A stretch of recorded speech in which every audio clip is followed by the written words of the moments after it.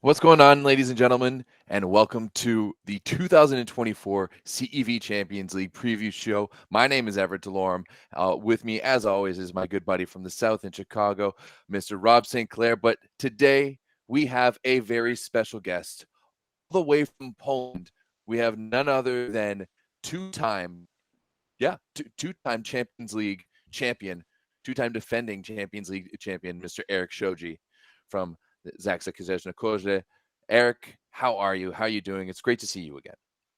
Yeah, so happy to be back with you guys after a crazy summer. We saw each other a bunch of times. I'm Yep. excited to talk some volleyball, but doing well overall. Season's in full swing. But yeah, excited to talk about this Champions League coming up. Awesome. Sorry, Rob, but we saw that you just released your Champions League jerseys. They look pretty nice. So that's exciting.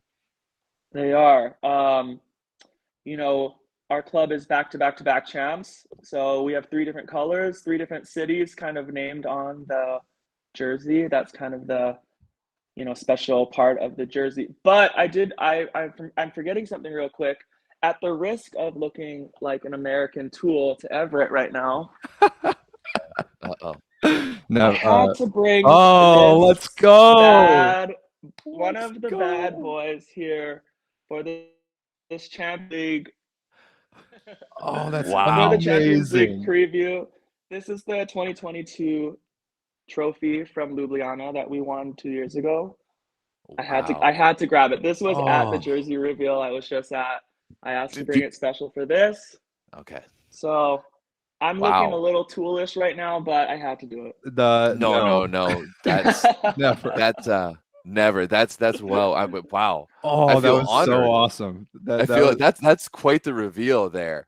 That was one of the coolest moments in the history of this channel. We just get the randomly the literal Champions League trophy out of from behind Erik's couch. That was incredible. Thank you for that. What a reveal. I had to bring something to the table here other than just talking nonsense about volleyball, but I thought it was cool. They were always out on display. I figured I should bring one in for the night. Whew, that's so cool. I was telling we were talking to the chat earlier, telling them all to go check out Zaksa's Instagram of like the video that they made, and then all the story stuff from the reveal tonight. I was very impressed. It's a big production, and it is a big deal when your club wins 3 Champions Leagues in a row. That is an extremely big deal. It's almost never been done, and we're going to get into how significant Champions League is. But Erik, let's ask you. The things of your volleyball career, you've seen a lot, you've played in a lot, you've accomplished a lot. All things considered, club, national team, anything else you've ever played in, how significant is the Champions League as a tournament and as an achievement to you? I think we've talked about this before. I think winning the CEV Champions League is probably like a number three thing that you can win in the world after the Olympics and probably the World Championships. Those two are obviously national team tournaments, and then CEV Champions League is probably the biggest club tournament that you can win. So I know we've talked about the Club World Championships, which are a little bit different, a little bit up and down. Our opinions on that are pretty clear. And so are Zaksa's, given that you guys always get the invite. Something that we haven't played in 3 years, I believe. But it's significant. It's as a player that is able to play on a great team, you want to win Champions League. That's a huge goal as a club player, as a professional volleyball player. So I'm just thankful to be here, have 2 in my back pocket, and going for 1 more. What an achievement that would be. I mean, 3 as an individual is insane. 4 in a row as a club has almost never been done before. Zenit Kazan in the 2010s, and I think like Moscow way back in the day in the earliest parts of the tournament. So we'll certainly talk about the opportunities that Zaksa has to win another one this year. But before we do that, I want to explain to people kind of how this tournament works, because this is an electric tournament. I totally agree with Erik. It is the premier tournament in club volleyball. It is the number 1 thing that you can win as a club volleyball player. It's obviously in Europe. And this, what we're going to preview, which starts next week, is the Champions League 4th round. Now, the CEV calls it the 4th round. Everett and I agree that that's pretty dumb. We don't like the name 4th round. It's the third round at best, especially because there isn't even a third round. Like it there isn't a third round. It goes from first to second to fourth, and then the playoffs. So I don't really understand that. But this, for all intents and purposes, this is the regular season. This is the regular season, like the main round of Champions League. And the way it works is that there are 20 teams. We've known 18 of them for a long time, and there were 2 more that sort of played their way in through the preliminary rounds. Those 20 teams are grouped into 5 pools of 4. Each pool, starting next week through February-ish, is going to play 6 matches each. So a double round robin where you play against every other team in your pool twice, once home, once away. And then the new thing last year was a change in the playoff format, where now there are 11 teams out of the 20 that make it out to the playoff bracket. If you take top 2 in your pool, you make it. That's guaranteed. That was the new thing as of last year. So that's 10 teams. That last team is of the teams that finish 3rd place in their pool. Those 5 teams are grouped. The top ranked team out of those 5 that finish 3rd in their pool, they get the last spot in the Champions League playoffs. And then another thing that was interesting that we actually didn't even know last year until it happened is that those other 4 third place teams in Champions League pools, they actually dropped down and play the CEV Cup after the Champions League. Like they dropped down into the bracket portion of that tournament. So those teams' European journeys are not over if they fail to make it to the Champions League playoffs. And then once we get to the playoffs, we'll talk about the bracket in a second. The playoffs are just a 2-match series, home and away, and there is the potential for the golden set, one of the most electric things in volleyball that used to be completely exclusive to Champions League, and now actually it seems like it might be coming to the playoffs in the Plus Liga. So, Erik, you've had some experience. Tell the people, what is a golden set all about? Yeah, so like you explained, in the 2-match series, if one team wins the first match in 3 points, and then the other team wins the next match in 3 points, or 2 points, whatever you want to call it, you go to a golden set, which is a set to 15 directly after the second match. So it's right after that game, right after all those emotions are poured out, all your energy is finished, and you got to play another set to 15 for everything. It's pretty awesome for us fans when we get to see that. Being a player is a different story, but a lot of Zaksa's runs to all 3 of the Champions Leagues have included golden sets along the way. Yeah, I mean, it's exciting for sure. It's probably more fun to watch than it is to play, especially if somehow it goes to the sixth set of the match, which we did last year. But it's definitely a moment. It is definitely a moment. Different opinions there between fans and players for sure. Yeah. But hey, that's why we love it. We love that pressure, and apparently so do you guys, because you keep on winning them. All right. Anything else about the general format of the tournament before we talk about the bracket really quick? No. Let's move it forward. Great. So here's what we're looking at for the CEV Champions League bracket. This is new as of last year. So the 2023 Champions League was the first one to feature this 11-team bracket. And 11 is a weird number, but I actually like this format a lot. I think this is great. And the reason why it's 11, and the reason why you see in that sort of second column, if you win your pool, you go straight to the quarterfinal. That's the benefit of winning your pool. And there's 5 teams that win their pools. There's going to be a weird sort of layout of the bracket, and some teams will have to play a team that won in the earlier round, like in the 8th finals of sorts, or there's that 4 versus 5 matchup there where they just play each other. But if you win your pool, you go straight to the quarterfinal. You're in the top 8 of all of Europe. And then if you take second in your pool, or if you're that top-ranked 3rd place team in your pool, you're going to play in that sort of earlier round. I don't know exactly what it is that they call that round, but it always produces very good, very competitive matches. And Erik and Zaksa played in that round last year. Like, you guys took second in your pool, played your fellow Polish team Zawiercie in that first round on your way to winning a Champions League. So if there's one thing the Champions League has taught us over the years, it's that literally anything is possible. But this is how the bracket's going to shake out this year. And I remember last year with all the chaos, we jumped on a show with Erik sort of in the middle of pool play to just sort of break down our projections of who might end up where and what sort of positional moves were going to be made going into that last round of the regular season. So the rankings, both within your pool, but also relative to the other teams in other pools, they're going to finish in the same spot as you, are really, really interesting. Yeah, I mean, we saw a lot of different scenarios last year. We kind of predicted maybe some teams throwing matches or teams, trying really hard. I shouldn't say throwing matches. I'm sorry for that. Big Maybe not accusations over there. We would say that. Starting everyone. Yeah. Maybe not starting all their starters.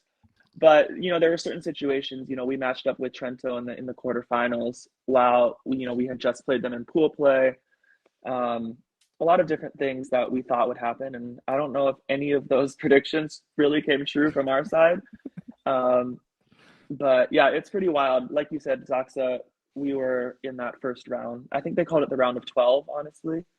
Maybe that sounds right. And it's basically just another 2 matches that teams have to play. So it can be pretty tough. On the CEV website, it's just playoff. That's what it is. It goes from playoff to quarterfinals. Playoff. So got it. Yeah, the CEV needs to rename some of these rounds, make them a lot more clear. But yeah, this is the bracket. There's a lot of things that need to happen, including putting this bracket on the Champions League website where it is nowhere to be found. So that's one of the resources that we give you here on this show. All right. Exactly. Anything? I would love a live I would like a live updated bracket after every round. That I don't think is that's a great idea. Too difficult to create for a website, but okay, that's something that we can do. That's the point. That is something that we can do and that we will do on the 9x9, which is our weekly show where we talk about all this stuff, or on Instagram or whatever. So I think we can step in and fill a lane on that one. I knew I could trust you guys. Thanks, Erik. All right. Anything else? Everett, you got any more questions for Erik or anything like that before we jump into talking about the pools and talking about this year's tournament in particular? No, I think let's just jump right into talking about the pools. I mean, might as well jump right into Pool A. Oh, Erik, that's your pool. You guys are sitting in Pool A, and I don't want to make any, I don't want to say anything about the quality of the teams, but I think you guys are going to have a good time alongside NAC Rosler, Olympiacos from Greece, and then, of course, at Ziraat Bank, you're going to see your good friend Matt Anderson for Ziraat Bank. So, first and foremost, how do you guys feel about this pool, and what's the outlook of here for Pool A? So, the original 2 teams that we were going to play were Roeselare and Ziraat, and Olympiacos came through kind of the Champions League playoff, and we were very aware that they were kind of the favorite to come out of the playoff, and clearly they did really well and qualified for the 4th round, as we're calling it. The outlook is that this is a tough group. I think we're not underestimating anyone in this group. You got Ziraat, with Matt and a bunch of national team players. You have Roeselare, who competes and fights throughout Champions League. I think they won CEV Cup last year, or they got second? I think they won. Yeah, they dropped down from Champions League and then stunned a couple teams on their way to winning it. Or no, sorry, they got second. My mistake. They got second, but I think they beat. Did they beat Modena? They beat Piacenza. They beat Piacenza, yes. And then Olympiacos has a bunch of experienced players, national team players that we're just not really hearing about because they're playing in Greece, and you just don't hear a lot about the Greece league. But this is a quality team, and I think this is arguably the toughest pool out there. This is a very hard pool. I personally would put it second. I think this is the second hardest pool. Olympiacos is a very interesting team. I mean, they're in Greece. You're right, Erik. We don't hear about the Greek league that much, but Olympiacos actually was supposed to play Champions League last year.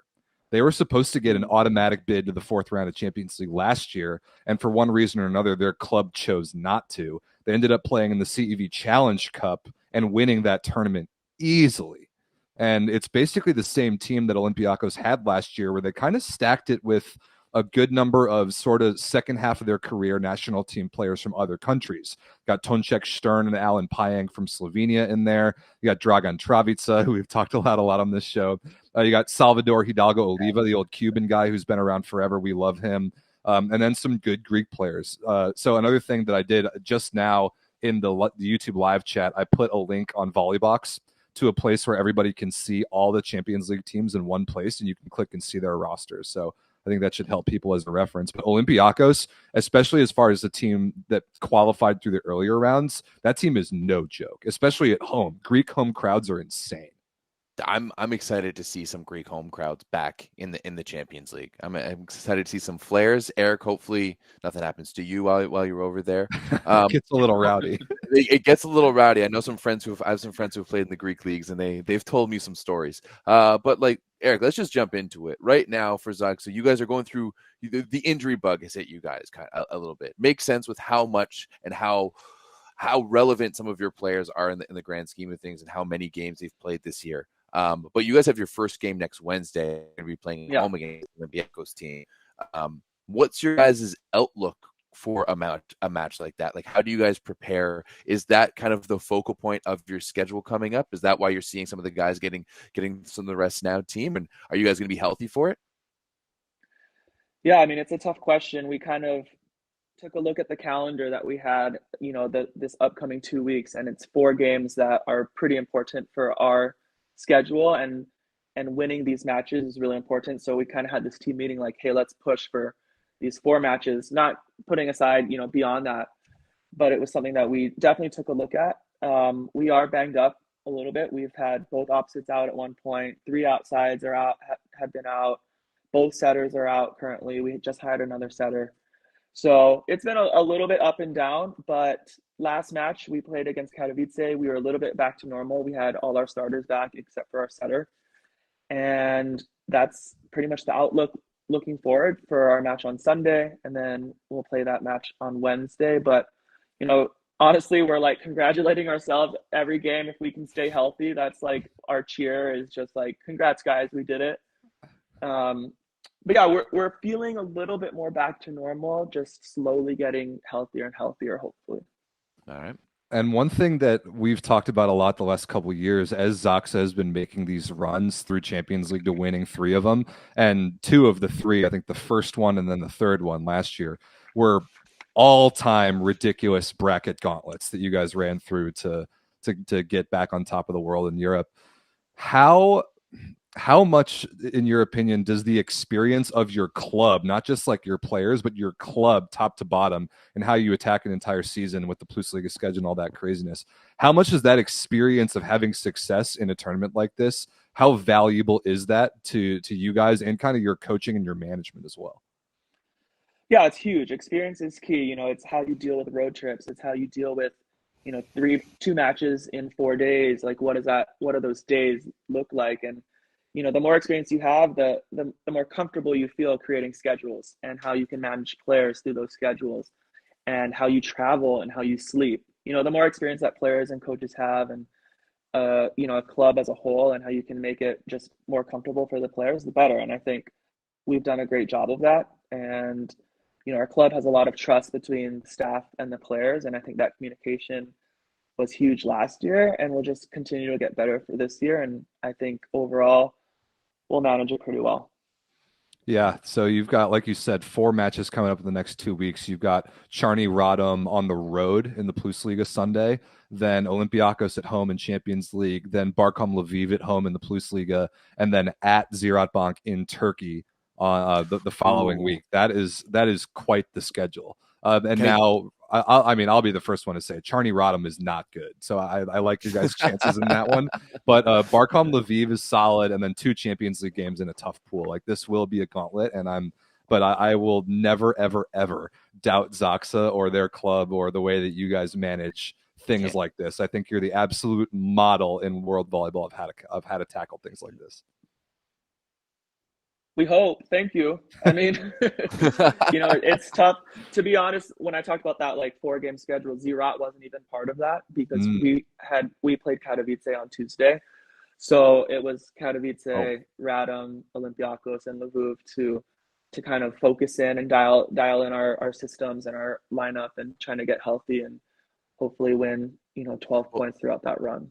Well, Erik, looking at that last game of that run against Ziraat Bank, your second game of the Champions League, in my eyes, Ziraat Bank will be your toughest competition in this pool. And I mean, hey, the defending Turkish League champions, you got Matt Anderson on this team, Luciano Vincentin, Oriel Camejo. Like, this is a very good team. Arslan Eksi, the Turkish setter. how is this a team that think can really give you guys a push in this pool, and how deep do you think of a run do you think this team can make? Because I think the two Turkish teams, Halkbank and Ziraat Bank, we saw them. I think they're the dark horses of this tournament. Yeah, I think Ziraat and Ankara have been kind of the talk of amongst a lot of the Polish league this year, and how they're building these teams and how they're going to compete in Champions League. So we're well aware of the kind of talent that's on this team, and I think what we saw from last year was kind of how can we survive the pool and then make it to playoffs. So is a win absolutely necessary against Ziraat? We want to win, but probably not. We lost to Trento 2 times last year in pool play, I believe. But their competition, that's an experienced, explosive, freaking good team. So we're gonna have to bring it. We never give up, so we're gonna work for it. But I think it's gonna be a fun game. Ankara's also another gnarly environment to play in. For sure.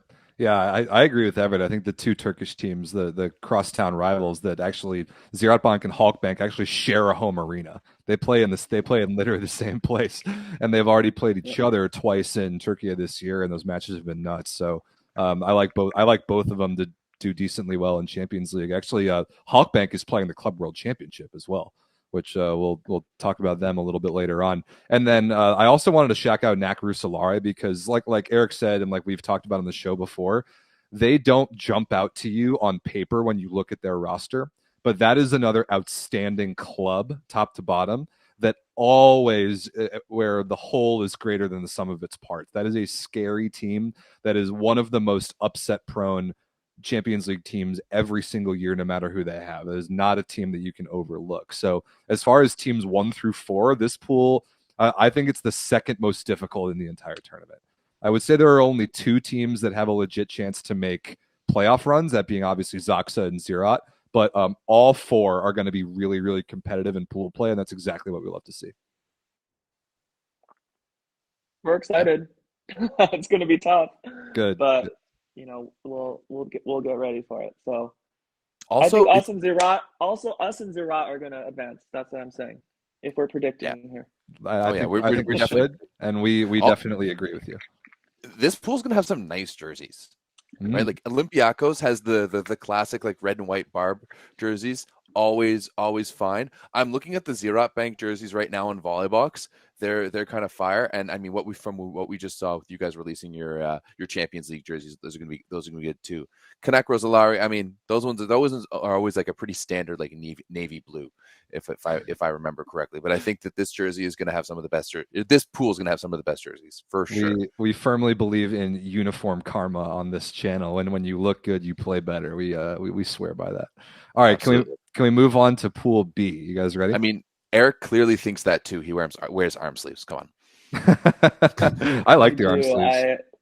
They look good. I can't not wear them at this point anymore. Like I feel naked and like my touch feels weird. So we're gonna keep going with the arm sleeves. Love it. Yeah, for sure. Go for it. All right, let's talk about Pool B. We got some heavyweights in this pool as well. Erik is very well aware of the 2 probably favorites in this pool, that being Asseco Resovia Rzeszów of Poland, finally back in Champions League after several years, and Itas Trentino. I'm sure, Erik, when you guys saw the draw, you were like, thank God we don't have to play Trentino in pools again. Although it would have been pretty fun for us fans. But Trentino is a mainstay. They won the Italian Scudetto last year, and Resovia was the number 1 ranked team in the Plus Liga in the regular season last year. You also have Tours from France, who won the LNV last year, and Ljubljana from Slovenia, who is always who plays Champions League pretty much every single year and is always competitive. So this is another pool that I'm actually really excited about. Resovia versus Trentino in particular, those are going to be 2 banger games. And Everett and I have been looking, at least at the early part of the French season, Tours a little down. They made it out of pools in Champions League last year, but the way that they've started their season, I'm less high on them than I was a year ago. Erik, what do you know about Tours before we get into the other 2 teams? I don't know much. I won't lie. I just haven't seen a lot of French volleyball this year.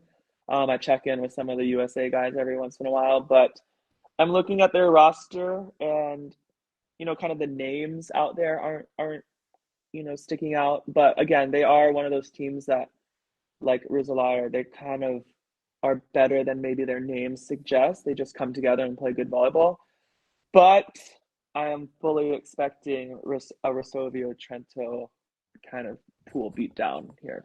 100%. Yeah, absolutely. So I don't doubt it at all. Even Ljubljana, like they're not even at the top of the Slovenian league this year. They're sitting in second place behind Kalsit Kamnit. With they've lost one match to them, and you're right. Like Toulouse is just going through that classic French league curse that we've seen recently. You win the French league, and then you're just terrible afterwards. I don't understand how I just don't get that. It happens every year. Yeah, I mean, when you look at this team, like you've got a Buba, I guess that's all right. Mendez from Australia, some Estonian guys, some like Michael Parkinson, I guess is one of the nice pieces in the middle. But it's just like even amongst like French league rosters, it doesn't like pop out as striking me as like being a particularly good one. Same, but I'm surprised as we can look at sort of the breakdown of what teams are from what different countries in Europe as sort of a whole in Champions League. I'm disappointed there's only one French team. I feel like there's a lot of good French teams that could have been really, really competitive in Champions League. And like Belgium, for example, Belgium has 2 teams in Champions League. I'm not sure if they deserve 2 spots over a league like the LNV, where there's some real talent, especially a whole lot of North Americans, which we talked about on the 9x9 the other day. But in this pool, it's really all about Rosovia and Trentino. I think that's pretty clear. I'm actually kind of excited for that matchup. Me too. I think it's going to be a good one. Especially they're very contrasting styles, right? You've got like the very steady and very methodical approach of Trentino to the like high flying offense of Rosovia. I think it could be fun. You got a Jan Kozimiernik revenge game. He's on Trentino now. He played for Rosovia the last couple of years. Erik, you have lots of experience against both of these teams. You guys have played Rosovia this year already, although with a heck of a lot less than your full roster. What are your takes on this year's Rosovia team in their return to Champions League after several years away? I'm really excited to see Rosovia in Champions League. I mean, like you said, it's been a couple of years. I think they are arguably the most talented squad in the Plusliga this year. And like you said, they are dynamic, high-flying, offensive, and powerful. I mean, playing against some of their servers, it's like, it's a bomb after a bomb after a bomb. So, like you said, cool, steady, even Trento against kind of this dynamic up and down a little bit more Rosovia. I think it's going to be a good game. I didn't even think about this, but I think it's going to be a good matchup.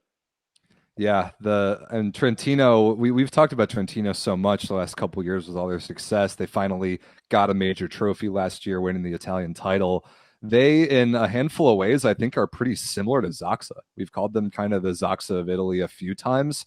One thing about them is that they keep mostly the same group of players year over year. I think they returned 5 out of 7 starters from last year's team, and one's a middle, and the other is Kamil Rykliski at opposite, who fits well with them play style wise.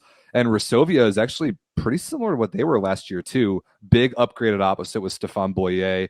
And then you get Karol Kłos in the middle, who's awesome. And other than that, they're basically the same team with fellow American TJ DeFalco. So yeah, that team's sick. I love these 2 matches. I wouldn't be surprised if they split them home and home. But before we move on, I think it's pretty clear that Rosovia and Trentino are going to make it out of this pool. But who wins? Everett, who do you think wins this pool? I think Trento wins, but I think Rosovia wins a game. Right? Okay. I think it's Rosovia's power from the baseline is going to put Trento off their game, and then they've got some really solid middles down the middle. Like arguably one of the best middle pairing in all of club volleyball with Kłos and Kokonowski. Like they're right up there. So if Trento starts getting out of system, like they're going to be able to shut them down. So I think Trento wins it because I think Rosovia screws around somewhere and goes to 5 with one of these teams for no reason. I could definitely see that. Erik, what do you think? Who wins, Rosovia or Trentino? This pool. Oof.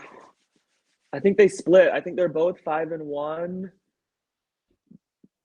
I think Trento takes care of business 3-0 in the other ones, and Varsovia loses a set or two. So I think Trento wins. I think Trento wins the group. That makes a lot of sense. I could definitely see that. I will go against the grain and pick Varsovia to win the group. Not how my thoughts on my thoughts on Everett's shaking his hands because he probably knows what I'm about to say, and that's that my thoughts have been pretty clear on teams led by Fabian Žižka in pressure situations, but the Champions League pool play is not a pressure situation yet, and I think Varsovia is going to be awesome. I hope so. Go ahead. Go ahead, Everett. Go ahead. I'm like 51-49. I could really go either way, which is such a cop out, I know, in this situation right now. But Trento, sure. Great. No, I agree with that. I think they could easily both be 5-1. I want to see Varsovia do well because Zawiercie was such a disappointment in Champions League as that third Polish team last year, and I want to see 3 Polish teams do well. I agree. All right. Anything else about this pool, or can we go to Pool C? Oh, let's move it. Honestly, Kay, I think Pool C is one of the most interesting pools. I think it's the hardest. I think it's the hardest top to bottom. I think it's the hardest top to bottom, and while definitely in my eyes, Halkbank's the favorite. There's a lot of intrigue here. Like Berlin beat Zawiercie twice last year. Like and like this is a team that knows how to play Champions League. They know how to do it. And Piacenza is an up and down team. Remember they lost to Canac Rosolare last year in the semifinals of the CEV Cup. This is a team that could be fantastic, or they can be terrible. Also, I think think the same thing about Halkbank Ankara. I think that this is a solid team, but I also think that they're going to be having more fun than anyone else. And they're not like they're susceptible to lose a few games in here. And I mean, Benfica is Benfica, and that's a storied club, and they got Pearson Nishenko. So I believe in them, but I don't think that they're going to win a match. It would be very difficult for Benfica to win a match. Halkbank is Erik alluded to it earlier, but they've been one of the talks of the volleyball world club-wise this year and how they've built their team and what they will be able to do in Champions League. And one thing that's really important to point out, especially in Halkbank's context, some of the domestic leagues, I would say most of the domestic leagues, have restrictions on how many foreign players you can have in the starting lineup. Not Champions League. You can do whatever you want in Champions League lineup-wise. It does not matter how many players from whatever countries you have on the court. So Halkbank Ankara's starting lineup, or at least their wings, are going to be Gord Perrin, Irvin Ingapet, and Namir Abdelaziz. That's so sick. And with Mirza Lagumja off the bench, who they picked up earlier in the season, and Micah I didn't know Perrin was in Halkbank. Oh, yeah. Yeah. Oh, wow. Yeah, this team is nasty, and they have so many options now when it comes to Champions League and the World Club Championship because there's no foreigner limits, and they have Lagumja, who they picked up more so for domestic purposes. But like Gord Perrin, Irvin Ingapet, and Namir Abdelaziz is as good of a wing trio as there is in all of club volleyball. So I think you can see Lagumja in there as well. I think you're going to see him in place of Perrin sometimes, and even sometimes of Ingapeth. He was awesome at the Olympic qualifiers. He was probably Turkey's best player. He might have been better than his brother. Yeah, I think you're right on that. I mean, he's been moving. There's rumors about him moving to Monza, and then finally he got shipped off to Halkbank. I really like this Halkbank team. I really do. This is a team built well now with Lagumja. It's a team built to win the league, but also Champions League. Like this is a team that can make a deep run. They got third place last year. They're going to the FIVB World Club Championships, and I think that this is a team that could really like shake some teams, but. What makes this pool so interesting is Piacenza, and Piacenza has the ability on paper to be the best team in any gym on any given night, right? Like if you get the best version of Piacenza, they can do anything. But if you get the worst version of Piacenza, then they're going to be going 0-2 against Benfica. We've already seen it this year already in Italy from Piacenza. Like Yuri Romano has been hurt. Yolandi Leal's been the combination of hurt and terrible, and they don't have very much depth, especially at opposite. They literally don't have a second opposite. But you're right, Everett. When they're bad, they're bad. But when they're good, they could be the best team in the world. Like their team on paper is that good. They have Robert Landy Simone, who's an absolute monster at age 36 or whatever he is.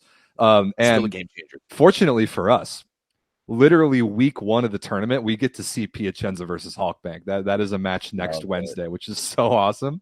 And then you have Berlin, who's so good, and like Everett said, is so experienced in Champions League. So, Erik, have you played against any of these teams recently, or like any versions of these teams recently?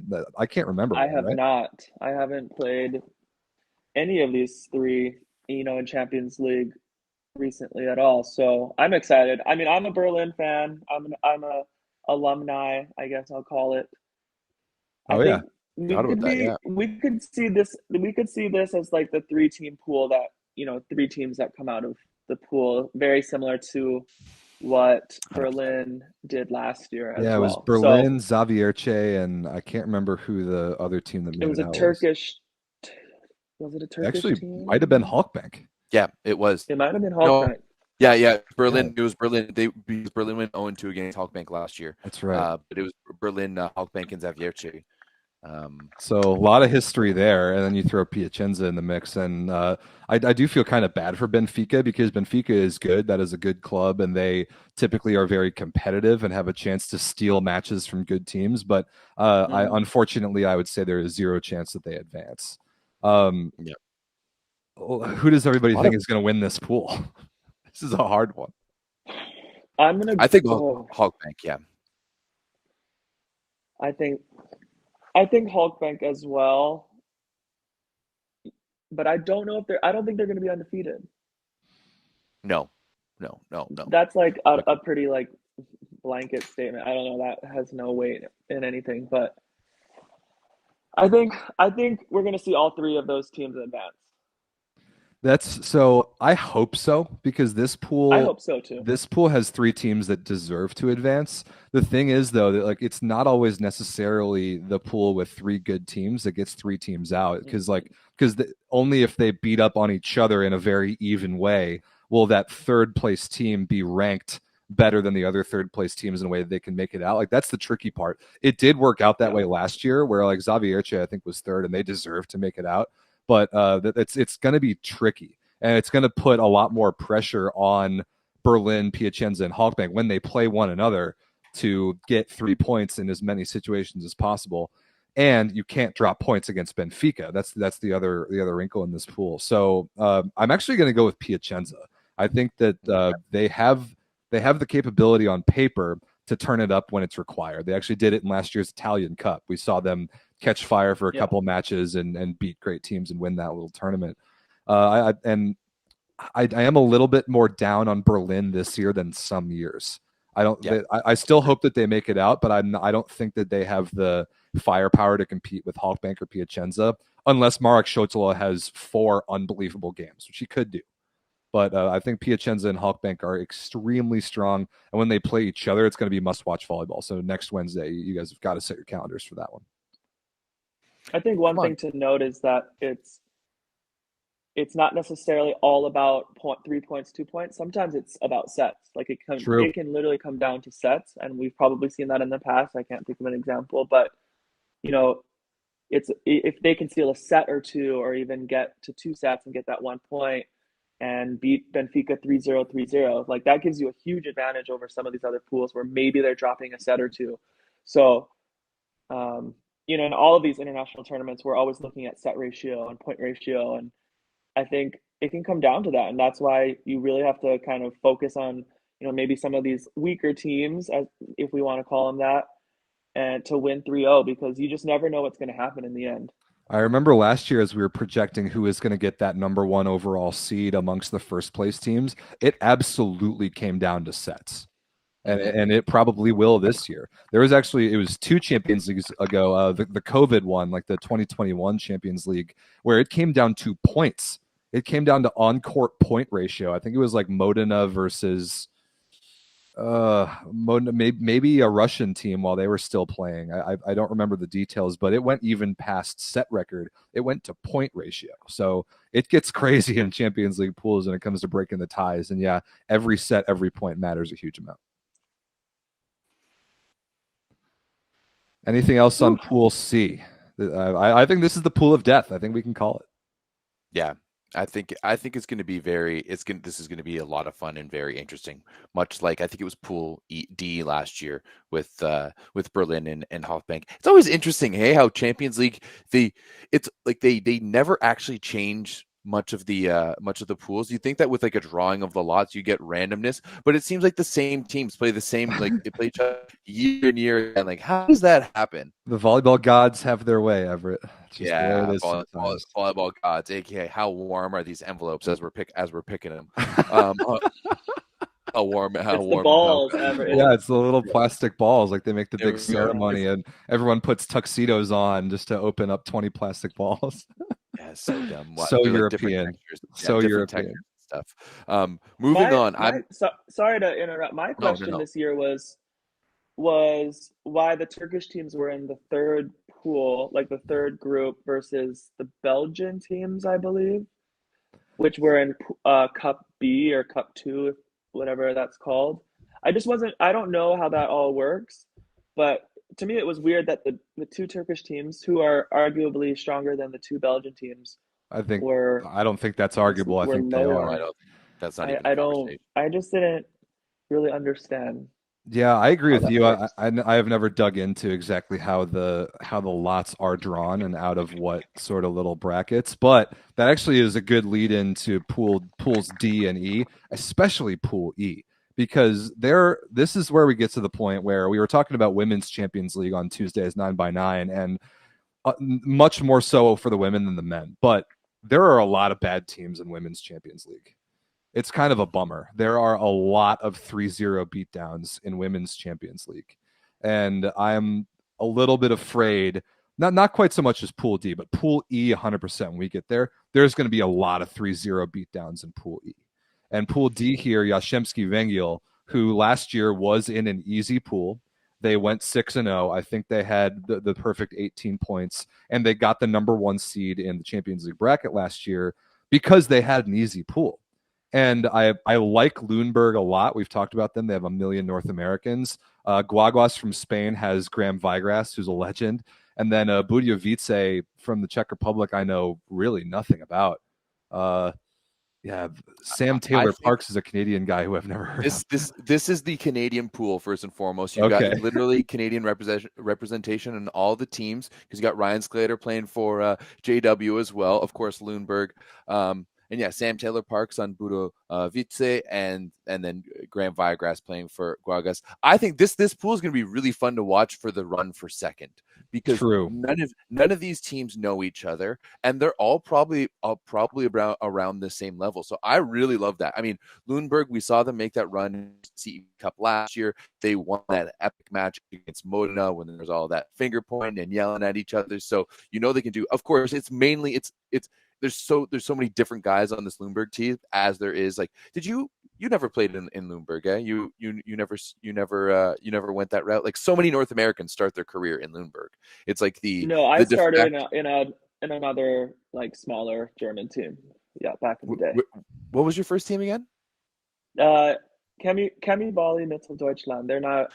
They're not in the league anymore. Yeah, they used to have like the sick, like almost like fluorescent green jerseys. We had like neon green. Yeah. Jerseys. Yes, we did.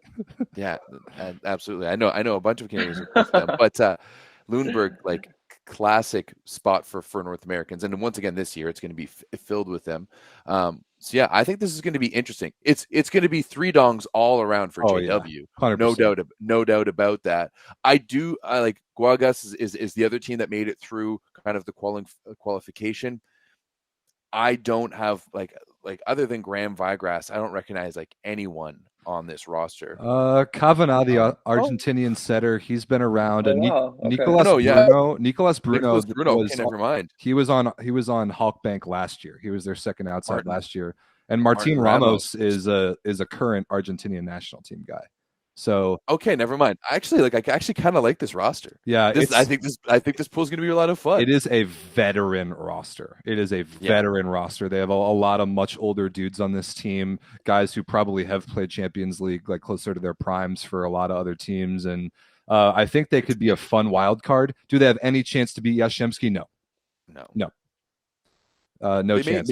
Maybe with some of the other ones. Also, their libero was born in their second libero was born in 2006. Well, they have a 1985 on this team. They have a 20-year range. That's insane. I do know that Erik, your teammate and a guy who we talk about a lot, our good buddy David Smith, just played his 200th match in the Plusliga. He's a legend, and I think earlier he posted something on Instagram earlier this season where he finally played against the son of one of his former teammates. So it can happen. it was at the Norseca Championships, and I think it was Puerto Rico because that's where David first went as a pro. And the player came up to him and was just saying, "You played with my dad," and Dave just ran away crying. But I mean, we have a teammate here, Daniel Chitigua, who's injured now. He's born in 2005, and he's a pretty phenomenal player. He's amazing. Yeah, it's crazy to see some of these young players. Real quick, Rob, though, I think we should talk about Lundberg. Oh yeah. I'm excited to watch this team. First of all, on the American side, you've got Gage Worsley, Blake Leeson, Matt Niggy, and Matt Slavinsky. And then on the Canadian side, Max Elgert, Xander Kędzierzyn-Koźle, and Jesse Elser. Gage and Xander both coming back to this team. All the other guys are new, if I'm not mistaken. Pretty much, yeah. They have Jan Buma, the lefty, the German guy who was there last year and played a little bit for the national team. But and they have Stefan Hubner coaching, who we really like. We met him a couple summers ago. Lundberg is an awesome club. They have an amazing home atmosphere, but they have a very, very low budget. They're a low budget team that always makes the most out of what they have. And they have a golden opportunity here, Everett, I think exactly like you said, to make it out of this pool getting second. That is absolutely 100%. what Guaguas, Budovice, and Lundberg should be focused on, is beating each other and getting second. That would be a huge deal because that would guarantee that you get to host at least one Champions League playoff game. Financially, especially for a team like Lundberg, that's enormous. So I wouldn't be surprised at all if we see some of these teams rest some starters against JSW. I do not see the upset potential from really any of these teams against JSW, even with their problems at second outside this year. Tomasz Fornal can single-handedly beat all three of those other teams. I also think that there's, for a lot of these teams, like if you're a Lundberg and the whole point of your club is just being basically being a farm system for young North American guys, like Stefan Hubner sees the value of playing those younger guys against a team like JW, because you want them to go up against their guys. But true, I mean, they beat Modena last year and at home, so that is a powerful home crowd for sure. So yeah, it should be a good one. I'm going to say Lundberg's going to get second in this one. I hope so. I'm rooting for the 4 Americans on that team. I like those guys a lot. I mean, I think we are all on the same page that Jastrzębski's going to win this pool. Erik, you've played Jastrzębski this season. You had the all-time awesome reverse sweep in the Super Cup to beat him in 5. It's a pretty serious rivalry at this point, especially the last couple Plusliga playoffs. What are your takes on this year's edition of JSW? I think they're solid as usual and don't make a ton of mistakes, don't give you anything on the court. And we had an epic comeback, but they were beating us down, again for a while there. So they're good. Honestly, we don't talk about them in Champions League in this group, to be honest. As you shouldn't. I think they're going to go 6-0. They might drop a set, maybe 1, maybe 2. But like you said, I'm excited to see the battle for second and possibly for third coming out of this pool. You just never know. Good point. I mean, I don't know which aspect of the volleyball gods Jastrzębski has favor with, because this is at least their second year in a row with an incredibly favorable pool in Champions League. Must be nice. Yeah. That's why I'm staying a little silent over here on this group. But yeah, I mean, Lundberg, I'm a fan of the team. Obviously, I know a couple of the guys on that team. I think Guaguas is interesting that they're not actually in Spain. They're down in the Canary Islands. Canary Islands, which is way down there. So that adds a different dynamic to this group. I think that's pretty interesting. Good point. Might be the number one destination that teams are going to want to go visit is Guaguas. Yeah, again, going to hang out in the Canary Islands for a 2-3 day stretch, that would be sweet. I mean, if I'm That does sound Stefan fun. Hubner, I'm telling, or like any of these teams are like, we're actually going to train and do some training in the Canary Islands, before and after. We're just going to stay down there, Why not? and really, that's what I would do. Oh my goodness, yeah, like it's off of like the western coast of Africa. Yeah, Yeah, it's out in the it's middle of really the far down Atlantic there. Ocean. It's way out there. Everyone, Google the Canary Islands if you don't know where they're at. Speaking of teams that got ridiculously favorable Champions League draws, and we shouldn't even talk about them. What is going on with Pool E? This might be the worst Champions League pool I've ever seen on the men's side, and that's a bummer. Lube Civitanova will. I'm going to say it right now. They will not drop a set in this pool. Lube Civitanova will be the number 1 seed in the bracket when it comes playoff time, because this pool is a joke for them. This pool is a joke for Lube Civitanova. And their only thing holding them back in Italy is the foreigner limit, and they're not going to have that problem here. Get ready for Marlon Yant, Alex Nikolov, Bartolomé Chinese, Adis Lagumja, DeCecco. Like, get ready for 5 foreigners in that starting lineup, because Arkada Galatsi from Romania, Masejek from Belgium, and Prague from the Czech Republic are not able. They're not going to be competitive against Lube. They're just not. And it sucks, but I don't know what happened in this pool. When we have a pool with Piacenza, Halkbank, and Berlin, we have a pool with Zaksa, Roeselare, and Zeerodbank. Like, how is this pool even a thing? Honestly, I'm not sure. When you go through some of these rosters, like looking at Masejek, and Masejek is one of those teams, like they've been in the Champions League for so many years. They haven't been recently, but this is like historically a Champions League team. But when you look through the roster, I recognize Jolan Cox. And if it wasn't for the Belgium's great run at the world, like the Olympic qualifiers, I wouldn't really know much more about him. I would know his name, but like that's about it. And then you look down to the Prague roster. For me, it's a little bit better. You do have Casey Schouten and 3-2 Canadian guys. You also have Pablo Creer, the former Argentinian middle blocker, and he did a lot of things there. So I think I kind of like this Prague roster. You also have Luis Estrada, the Cuban, who's known for his like just making his videos and just shaking his finger like the Dikembe Mutombo on Instagram. I've seen him more on Instagram than in actual matches, that's for sure. Exactly. So I kind of like this team as like a Czech league team. But do I think that this is a team that can compete at the Champions League? And what's scary is that I think this is probably the second best team in this pool, and then they're going to have to go and play a playoff match against someone. Whereas like Lube is they might just send their junior team, they might send their reserves. Like, do you think any of their main guys are going to be playing against this stuff? Hell no. Blanghini's smarter than that. Someone in the chat says, get ready for Jakob Tella to get a lot of playing time. And I agree. This should be a great, perfect.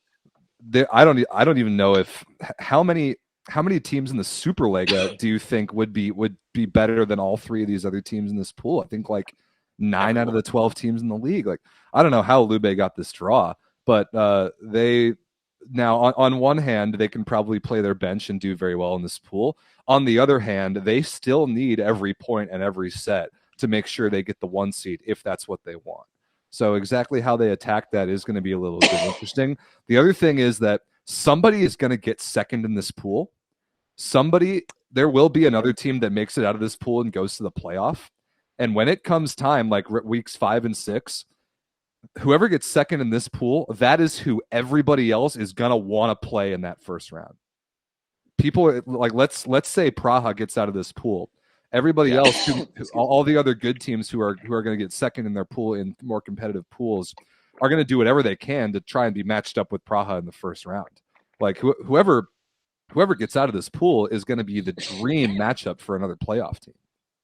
Well, my assumption is that whoever gets that the second, I've already got it. I've already got down as Prague. I think Prague is going to win second. So, but they're going to be the 5th place second place team.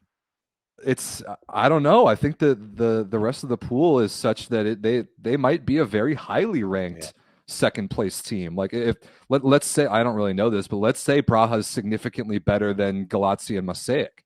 Let's say they go 4-2. and they only lose sets to Lubeci Nova, that would probably make them the top ranked second place team. And that's scary. I know. It's not like that when you group the teams who finish in the same spot, like, and when you group the first place teams, you're going to get 5 good teams. When you group the second place teams, where those are ranked are not necessarily going to be how good those teams are, because it's all about what pool you're in. It's really interesting. Have you looked at the Galati team photo on Volleyball? Yeah. Those jerseys are something else. They're like tie-dye almost. I do not recognize one name. Me neither. On this roster here. Once again, Eric, how does that make you feel that Lube and JW just kind of get to not float through the round, but we've seen over the past few years that you guys have not had the most favorable schedule, as certain clubs might have some easier time in the 4th round. Yeah, it makes me mad. I mean, I'm not gonna lie. I mean, I think it could be spread a little bit more evenly if that's how I'll say that. But what do they say? You have to beat the best to be the best. So they do say that. That's definitely kind of the approach that we're probably taking a little bit. I think Masaic being in that pool, that group 2, kind of changed up some of the pools, especially this one, with the way they drew the tournament. But that's just the way it is. I don't think Zaksa's ever got a favorable draw in the last couple years. You still won 3 in a row.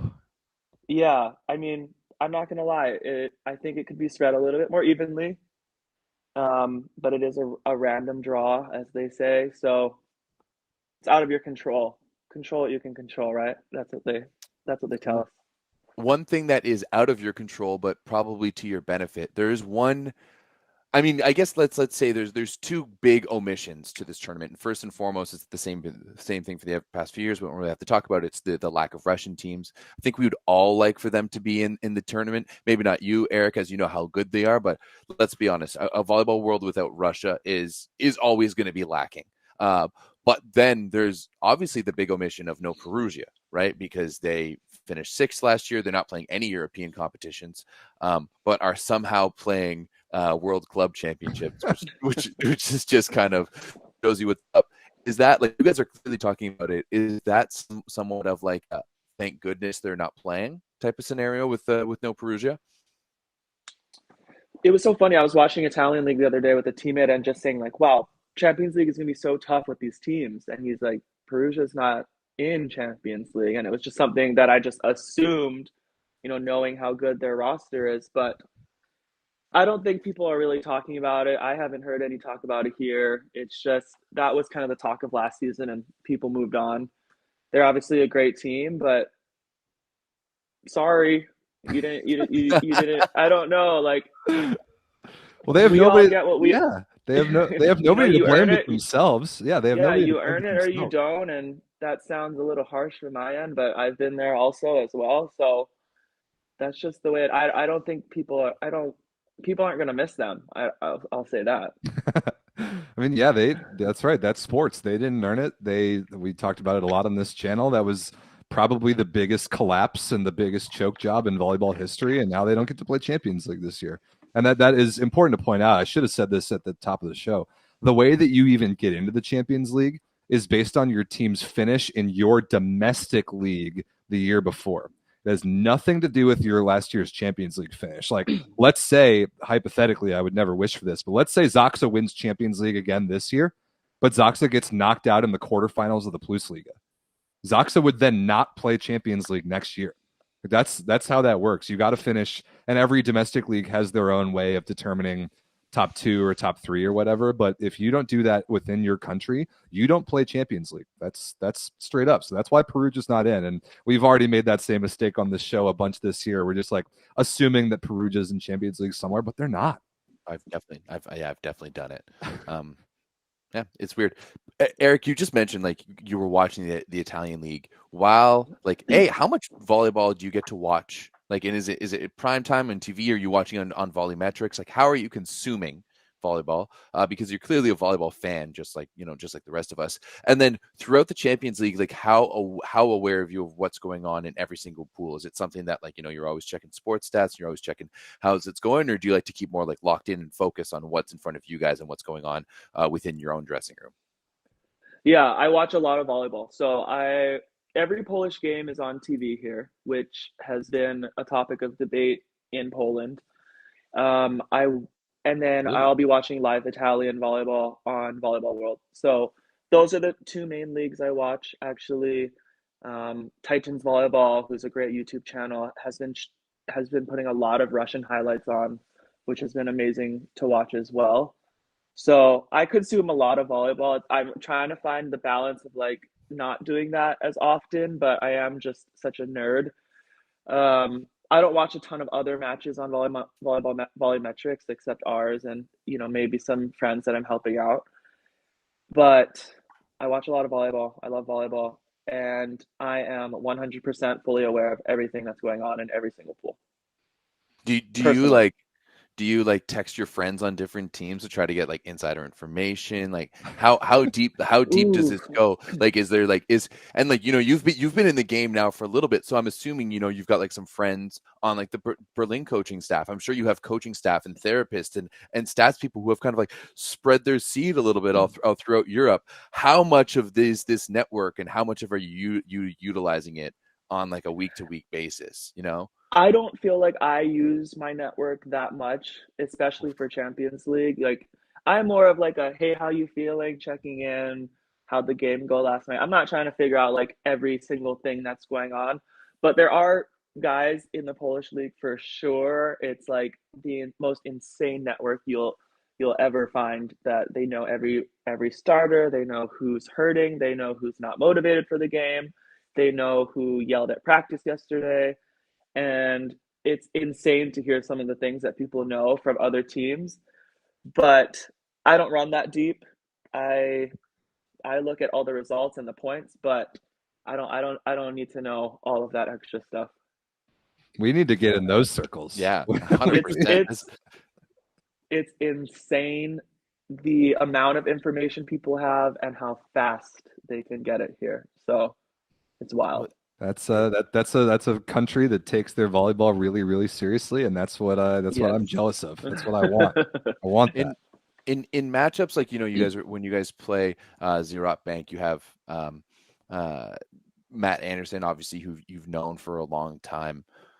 How do you approach that in terms of like greeting one of your friends? Do you do it pregame? Do you do it postgame? Do you like throwing little, like snide remarks through the net at him during the game? Are you guys putting bets on the game? Like Maddie, I think I'm going to pass this on you and dig you X amount of times. Like that, I would love to see that, like, I think that would add like. Yeah, there's definitely little things like that. Like, hey, I'm like, my goal tonight, whatever else happens, I'm not getting aced by you. Like that's the kind of talk that I might have, but it depends on the person that you're playing against and the teammate or the friend you're playing with. Matt is someone that I'll get together the night before, have maybe dinner and a coffee or a tea. Then there's always serve and pass where you overlap, then you chat before the game, then we'll probably get a drink after the game. So I love playing against my friends and my teammates personally. Like I thoroughly enjoy competing against the people I love. So for me, it's fun. If there's a little back and forth, that's just part of it. Good. I mean, I have an older brother that I competed against. So, after that, it's all pretty easy. That's awesome. Who's your favorite to play against? Who's your favorite teammate or friend? Doesn't need to be a teammate. It can just be a friend. Who's your favorite guy to go up against?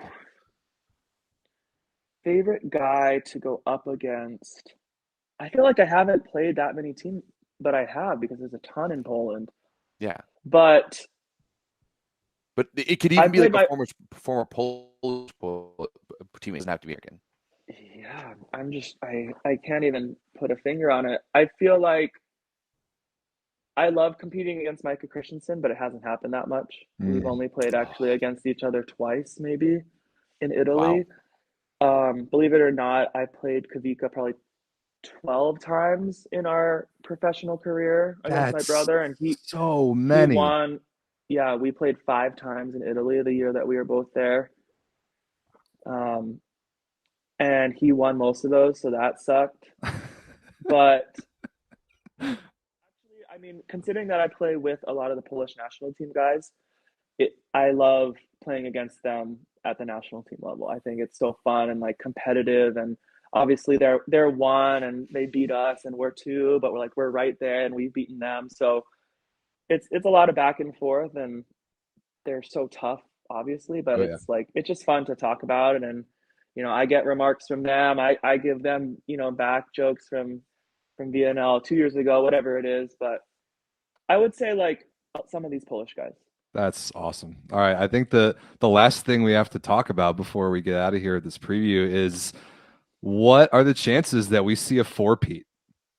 What are the chances? What are the chances that we see a four-peat? I mean, when my take on this is that the Zaksa's starting 7 of Janusz, Bednarz, Śliwka, Kaczmarek, Smith, probably Paszczycki, and our good friend here, Erik Shoji. That starting 7 with that Champions League experience, I would pick them to beat any other team in all of Europe.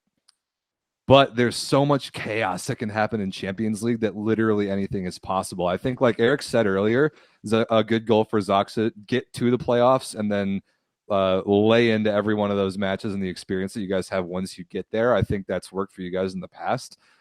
I wouldn't be surprised at all if we see a four-peat. I'm not going to say it's going to happen because it's impossible to know, but I wouldn't be surprised at all.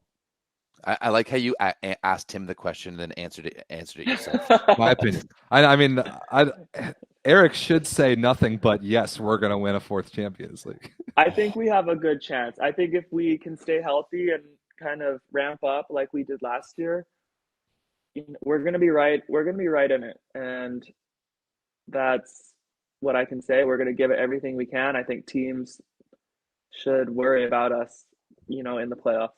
And I'm confident in saying that because we don't ever just give it away. So survive and advance through pool play, and then playoffs. We've seen a lot of volleyball recently get to playoffs, and you never know what's going to happen. Yeah. I don't want to ask you who like your biggest competition is because like that's just a cop out. Like there's so many good teams out there.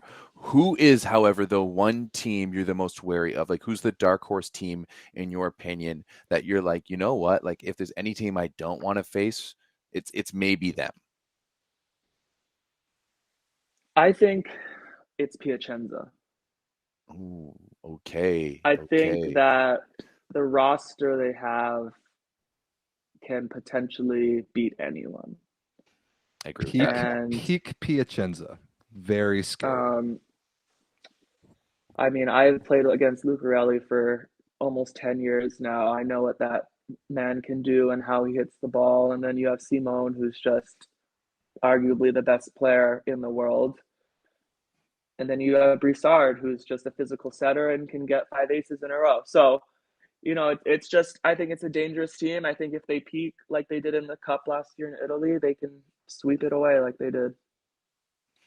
Would you rather see a Polish team win it or another Italian team? Like if it's not to be Zaksa, would you rather see go to another Polish team or an Italian team? I would rather it be Rusalade. I love that. Oh, that's such a cop-out answer. I love that. I mean, that would be that would be the craziest upset story in volleyball history. It would be incredible for our channel. I mean, come on, that would be amazing. I mean, Poland has done a lot for me in my career. I'm so happy to be here and be a part of the Plus Liga.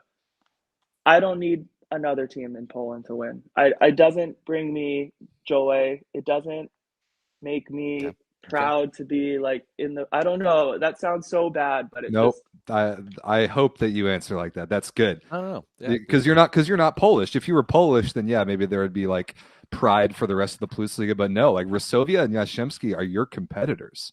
You should not be rooting for them to win Champions League. I will be happy for someone that wins. I'm not going to be a salty, bitter player like that. But I just don't need them to win. I'm not cheering for anyone besides us. Good. That's an elite athlete, an elite competitor who has already won 2 Champions Leagues in a row, and we're about to find out next week if he can win a third. The first match of the entire Champions League 4th round, by the way, is Zaksa versus Olympiacos. That is next Wednesday, November 22nd at noon Eastern. We encourage everyone to join the Volleyball Source Discord. The link for that is in the description. It's our online chat community. We will also help you out there with how to watch these games. They actually all stream on the CEV YouTube channel, but many of them are behind a membership paywall. One thing that we will say is you probably should not subscribe to Eurovolley TV. We don't think that platform is very good, and you can get everything on YouTube at the same cost and better quality and better accessibility. So that's what we'll say about that. But if you want more info on how to watch the Champions League, get in the Volleyball Source Discord. We have a CEV channel where we talk about the tournament. Starts next Wednesday. I can't wait. Erik, thank you so much for joining us, and good luck this season. We are rooting for you guys. Thank you very much. Thanks for having me. If I have offended anyone out there, I apologize. Never. I think it's going to be a great I think it's going to be a great tournament. I'm excited to play in it, and I'm excited to watch it and keep track. Good. Best tournament in club volleyball. Maybe we'll check in with you at some point later on to chat a little bit. We should. Yeah, I'm down. Unless we're losing, and I'm that's fair. We'd love to do that like we did last year with all the chaos. So yeah, Erik, good luck. Stay healthy. We're rooting for you guys. Before we get out of here, can you show us that beautiful trophy one more time? Oh yeah. Bring that back. I wish I think you guys should bring in like the Champions League theme song right about now. Da, da, da, da, da, da, da. Here it is. Oh, see the logo. We got the logo. Beautiful. Winner. Ljubljana. Winner. Did you just take it? Like, is there a box with it, or did you just, Well, it's normally up front in our arena on display, but we had these jersey reveals, and the jersey that we revealed was the Ljubljana jersey, Ljubljana trophy. I took it from the store, brought it home, just to show this. Yes. Don't worry. For the chat. It is. I know that you will return it safely, and it will forever live on the Volleyball Source YouTube channel. We're basically like the New Heights podcast now. When Jason Kelsey brings in, like he brought the Larry O'Brien in, and then he brought in the Stanley Cup. So like we're basically New Heights now, right? Well, I was trying to get all 3, but I felt like that might be a little bit over the top. No, that would have been amazing. That's when you win the 4th one, we want all 4 of them on the show. Yes, absolutely. That can be arranged if it happens. Yes. Okay. All right. Awesome. Thanks everyone. Thanks for watching. Thank you guys. We'll see you guys next week on the 9x9. Join the Discord and watch Erik's Zaksa team try and win another one. Peace. Have a good one, guys.